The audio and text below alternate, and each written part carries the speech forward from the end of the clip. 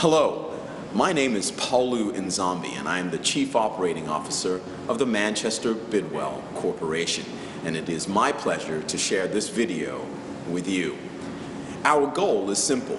We want to do two things. One, we want to share the unique studio environments that we have here at the Manchester Craftsmen's Guild.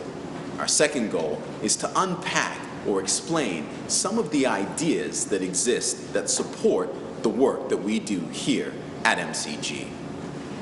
Our founder, Bill Strickland, was profoundly impacted by an experience that he had visiting Falling Water and the architecture of Frank Lloyd Wright. So much so that when he imagined the facility that would one day become the Manchester Craftsmen's Guild, he had very specific design principles in mind, some of which you'll be able to see here today. Large open spaces filled with art, flowers, natural light, water, and of course, a sense of orderliness and cleanliness. Many of these things you'll be able to see on the video tour that we're about to embark on together.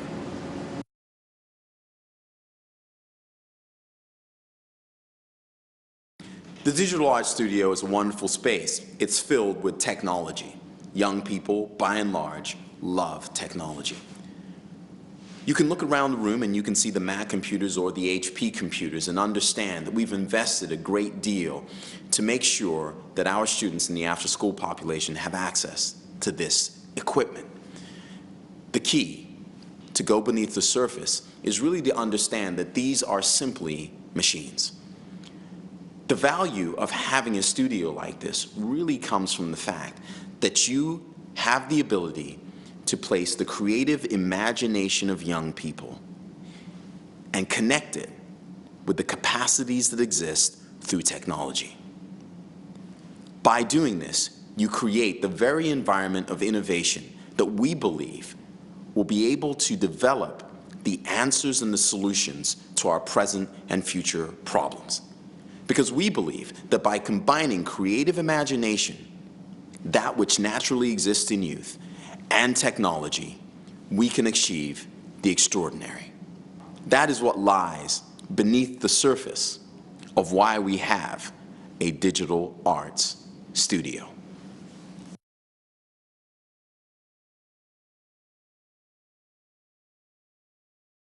We use digital SLR 35mm cameras for instruction. While the cameras are digital, they are not point-and-shoot cameras. Students still need to learn the mechanical workings of the cameras. They also need to learn concepts such as contrast, depths of field, and the rule of thirds. At MCG, students process images using digital and traditional film processing methods. Our expansive darkroom allows us to manually process and enlarge black and white images. Again, all of these things are above the waterline. To truly understand photography as a tool for youth development, what we have to do is we have to look beneath the waterline. The best way to do this in photography is to understand that we must stop looking at the camera as a tool for capturing images. Instead, we should view the camera as a passport. That's right, a passport. A passport to experience and a passport to environment.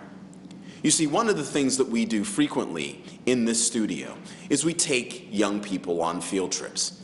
We take them out to the Laurel Highlands where they're surrounded by nothing but trees and flowers and streams. We take them into downtown where they might have the opportunity to walk through the center of commerce. The fact of the matter is, through the use of the camera, we can take young people outside of their normal or traditional environments. Some young people are used to what they see in their neighborhood, so much so that they've begun to believe that their neighborhood really represents what's available to them in the world at large. You see, by using the camera as a passport, we can transcend that idea. We can let them see and understand and experience that the world is much larger than the neighborhood that they live in. Camera not as tool for taking or capturing images, camera as passport to experience and new environments. That's what we're trying to do beneath the surface, to get young people to understand that the world is large, that it's filled with opportunity, and it's waiting for them to engage it.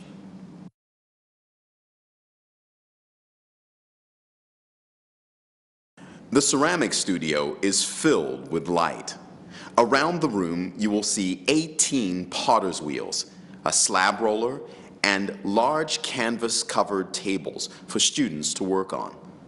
On the shelves surrounding the studio are objects of art, created by visiting artists who came to MCG, worked side by side with students conducting hands-on workshops, and often exhibited their work in our formal gallery.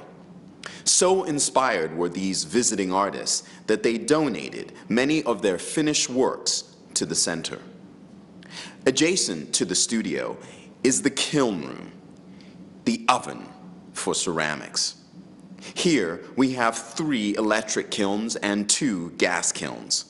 On the outside of the building, there are 2 more kilns, one dedicated to raku and the other to soda firing.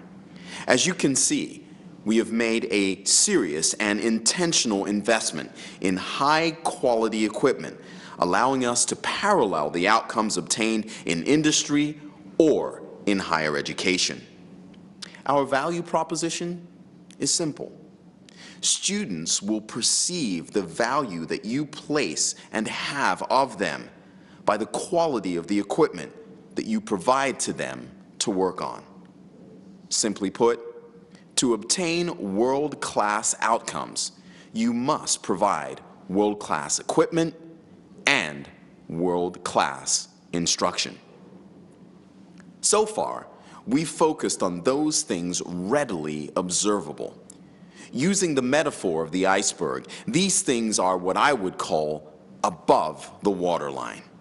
However, to fully appreciate the significance of the work that we do, we must look beneath the waterline at those aspects of programming that are not readily observable. In ceramics, perhaps the clearest example involves the process of centering clay. You see, every student who aspires to making a cup or a bowl or a platter or a plate has to master one basic skill: centering the clay. As the wheel spins round and round, the student places the lump of clay in the center and attempts to balance it, so much so that it won't tilt or fall in on itself when they begin to open the clay to form that bowl or that cup. The interesting thing is, students will have to attempt this process multiple times before they're successful. And so, as teaching artists, we watch them fail, fail, and fail again. But what's interesting is our students do not give up. Inspired by their teaching artists, the beauty of the artwork and the ceramic in their environment, they persist on until one day they master centering the clay, and all the opportunities of creation become available to them. At that moment, they can develop exactly what they want: a bowl, a cup, a plate. The possibilities then become endless. So what is it about centering the clay? It's the value. It's the value of understanding perseverance. It's the understanding that even though you might encounter adversity in life, you don't want to give up. You want to try and try and try again until ultimately you succeed.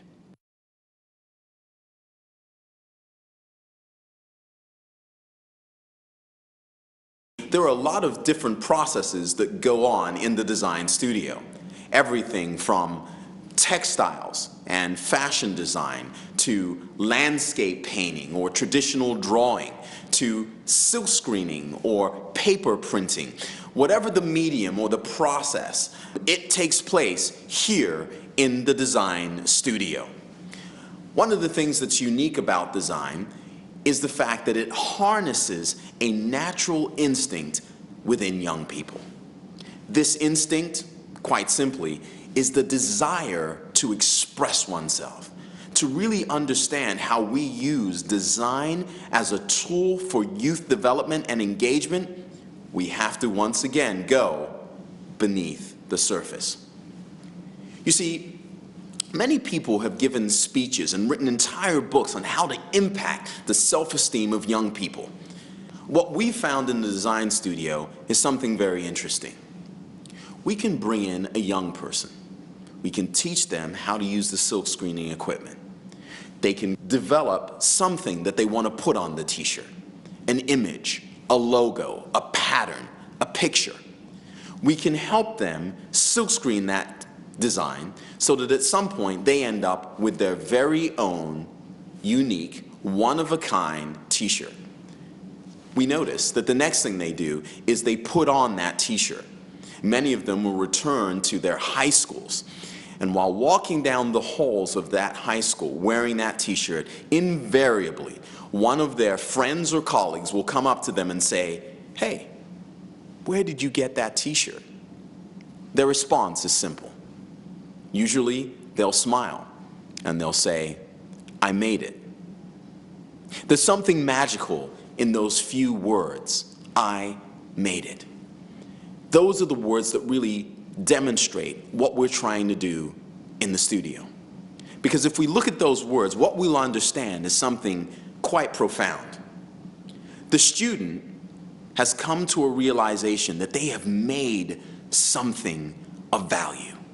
What we've discovered is through these processes of creation, the fact that students get to make things that they get to show and demonstrate and wear for other people. Through these processes, what we've learned is that we are building self-esteem in a unique way. We are tying efforts to outcomes. Students understand that if they put in the work, they can get a great product, something that they can be proud of and others can be proud of them for doing. Now that's beneath the surface. That's what we're really trying to achieve through the design studio. Now that you've had an opportunity to walk through our spaces and experience, at least in part, our ceramic studio, our photo studio, our design art studio, and our digital art studio, we hope that you have a better understanding of the facilities that we have here available for students to work in. We also hope that you've developed a greater appreciation and understanding for how we use the arts as a tool of engagement for youth development here at the Manchester Craftsmen's Guild. Thank you, and we'll see you again soon.